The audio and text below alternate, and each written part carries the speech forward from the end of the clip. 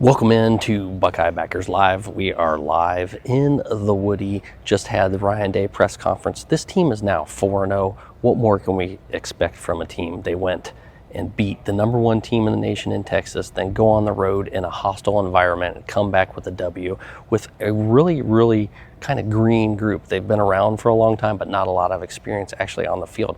One thing that Day talked about, you're seeing the maturity of the team. What were kind of our issues to start the season? We didn't have a lot of experience. The guys that are on the field now are starting to gain that experience, and you're seeing them kind of step into that role of maturity that they didn't have in the beginning of the year and the things that we were worried about. So Ryan Day has kind of talked about, the defense has been phenomenal, right? And everyone knows that they've been excellent in the red zone, dynamite in the red zone. Some people are saying there should be a study on how well this Ohio State defense has been in the past 20 games in the red zone. Something that is not the same for the offense. You've had a variety of different issues in the red zone. This year, this time, this game, this week was just more about the mistakes that they made, the penalties that they had in the red zone. So that's something that's just got to be cleaned up. The next thing that really we were hitting home about a lot today, or at least Ryan Day was hitting home with today, was the efficiency on the offensive side of the ball has just got to improve. You only have 6 possessions. You got to come out with a mentality that they said they have, or that Ryan Day said that the team has, that they feel like they want to score every time they get the opportunity to be on the field. So that was 6 possessions, and you really don't have a lot to work with in 6 possessions, so you got to maximize your capabilities in that amount of time.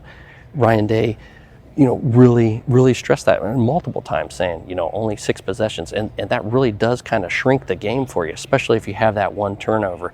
So there's a lot to be said from this team. He talked about really seeing things like, you want to come out, you want to have a W, all right? That's the main goal, is getting away with the win. But then you have to have that broader perspective, looking through a wide lens, he said, to see, where you want to be towards the end of the season. And I think, as fans, we see more of that narrow perspective, that this game, we want to see the end results now.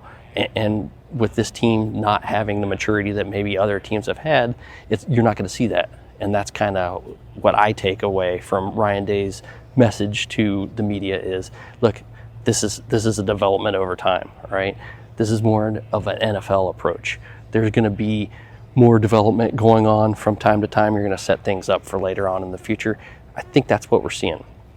Same thing with Bo Jackson. Like, he's developing, but you can't overwork him to start the season because you're going to need some of these other guys. So there's got to be development from, Bo Jackson to CJ Donaldson and James Peoples. They all got to develop because they're all going to be needed. They're all going to be used. Isaiah West was even mentioned too. So, there's more to the story than just what we see, in the stands and as fans.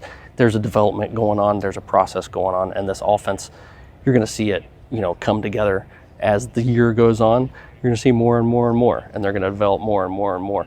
Ryan Day was asked really about the identity of this offense and didn't really answer what exact the identity was, but he said, you got to know your identity and then be able to work on that and then sprinkle in some diversity. So I think from my perspective, what they're working on now is that diversity part. They know what they are with the ball in the hands, getting it to the wide receivers. They're working on that diversity part, that jumbo set that you saw a lot of this week with a lot of tight ends in.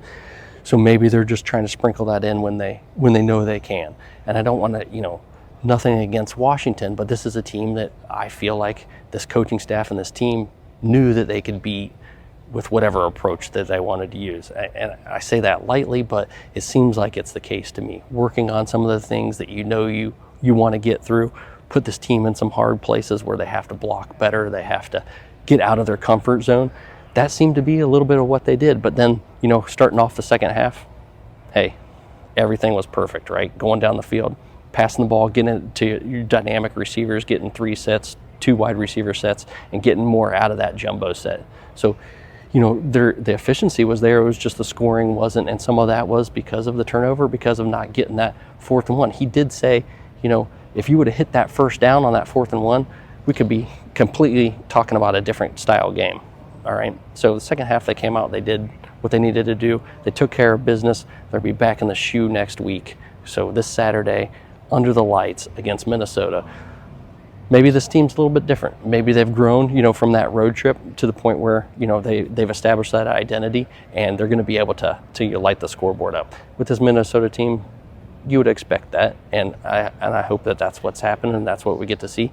What's going to be interesting is later on down the road when they travel to the Illinois of the world, and when they have Penn State at home, and when they have Michigan going away to Michigan. That's going to be really where we see this team develop. It needs to be developed by then, and they're working on those pieces now to get it to that point. Until later, Buckeye Backers, we're out. I am Steve.